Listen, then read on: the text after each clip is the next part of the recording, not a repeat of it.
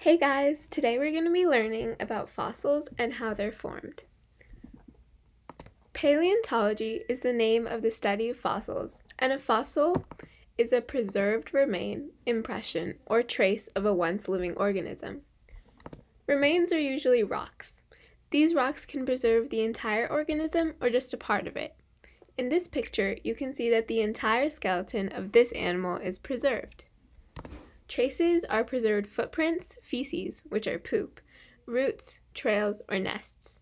And impressions are when leaves, skin, shells, and many more leave imprints on soft ground. This is a type of trace fossil. Fossils are formed through a couple of different processes. Pre-mineralization is when an organism dies and is buried under layers of sediment. Sediments are little particles that are broken off from bigger rocks, ice, and minerals. These layers of sediment form sedimentary rock layers over time. And this mostly happens in wetlands, which are flooded with water, like marshes. Throughout thousands to millions of years, the remains of the organism turn to something that resembles stone, becoming petrified. If you know who Medusa is, this process is kind of like looking into her eyes, except over a longer period. Some examples of items that are preserved through pre-mineralization are bones, teeth, and shells. The tissues are not preserved, but the bones of the animal is. Now we're going to talk about sedimentary rock layers and how they impact fossils. You can try this at home.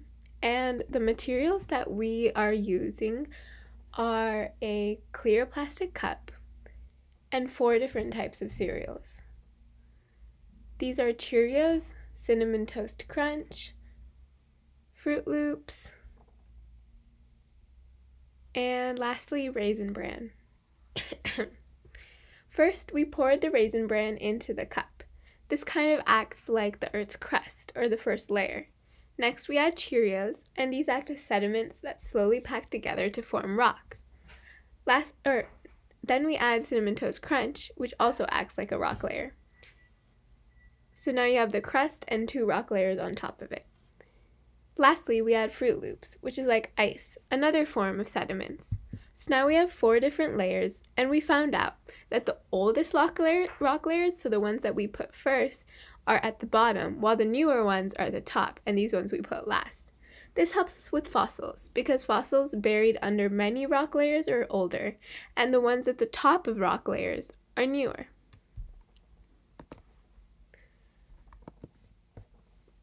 Casts and molds are another way for fossils to form. Water dissolves the original remains and tissues, but sediment that was previously formed around it keeps its shape. Shelled animals are usually preserved in casts and molds, like the snail. So the snail's shell and the body is actually, sediments are packed around it. But then water actually dissolves the organism tissue, so then the snail's body isn't there, but the shell still is. And when you cut the mold or like the rock that formed around it in half, you can see the shell, which is shown in the second picture, and where the body was. And the mold above, it's cut in half, but it was the original snail shell and the actual snail.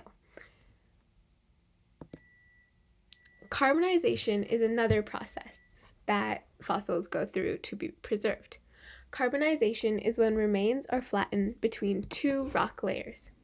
As a result, there's an imprint left behind.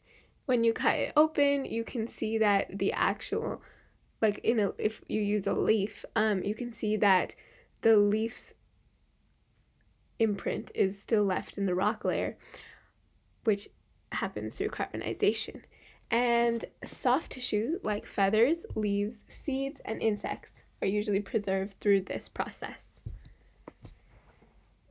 These are some pretty gross pictures, so maybe look away if you don't want to see anything that's kind of disgusting.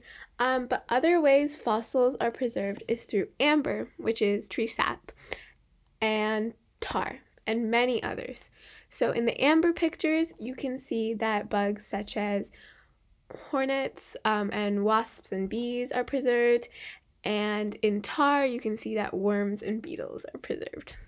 Okay, let's not look at that anymore. Throughout this mini lesson, we've learned that fossils show us many things about Earth. They can show us when animals existed through rock layers. The lower in the rock layer the fossil is, the older they are. Fossils also show how Earth changed over time. For example, if you find many land-roaming animals' fossils in the bottom of a lake or a river, you can tell that water was not there before, and these bodies of water had been formed after the animal lived. Lastly, they tell us how animals changed over time.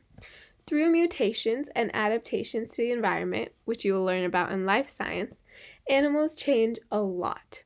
For example, a mammoth, which you can see in the Ice Age movie, if you watch that, differs from the modern elephant, which you can see in Lion King, also if you watch that. The fossils are preserved right now and that we've found are only a fraction of all the organisms that have existed until today. So there's so much more out there for us to learn.